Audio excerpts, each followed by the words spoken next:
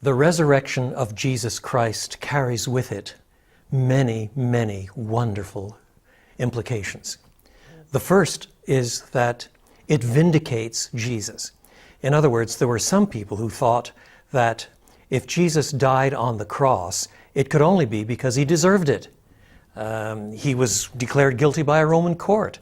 And the Old Testament itself insisted that anyone who hangs on a tree is under the curse of God. But as it turns out, he did not die as a damned man because of his own sin. Rather, he was bearing the sin of others. And that sacrifice so pleased God that God raised him from the dead. And thus, his resurrection is a form of vindication. It is proof positive that when Jesus said with his dying words, "It is finished," God agreed, his Father agreed. The work of redemption had been accomplished, and the Father vindicates Jesus through the resurrection.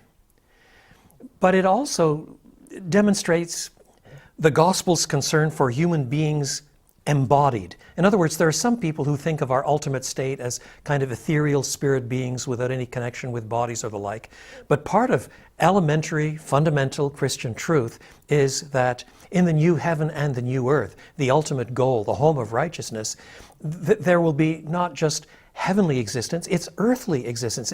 It's a new heaven and a new earth, and we will have resurrection bodies like Christ's. That's one of the great arguments of 1 Corinthians 15. Paul argues that if Christ rose from the dead in a resurrection body, which, however strange in some ways and remarkable it was, could be touched and handled, which could be spoken to, which could be seen, and which could actually eat human food, then when we who are finally resurrected on the last day come into that final state, we will have resurrection bodies like his resurrection body. That is our destination. So his resurrection implies the first fruit of what is often called the general resurrection at the end of the age.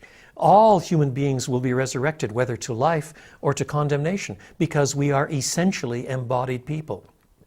And with this comes also a vision of life and existence beyond this life. We should not think that Christianity merely sorts out some problems in our lives here.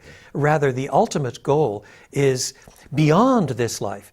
When we get older and more hairs fall out and arthritis kicks in, or we slink away into dementia, we all face the weakness of declining years.